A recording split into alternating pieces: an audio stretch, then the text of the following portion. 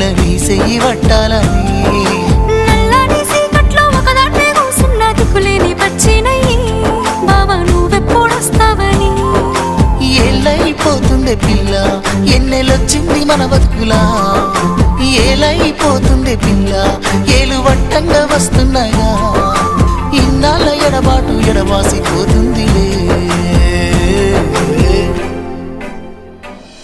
ఈ సీనయ్య గుండున్నదే సినదారా నీ కోసము ఈ దూరాన్ని చెరుపుతూ తీరాల తెగిరింది అందాల ఈ మానము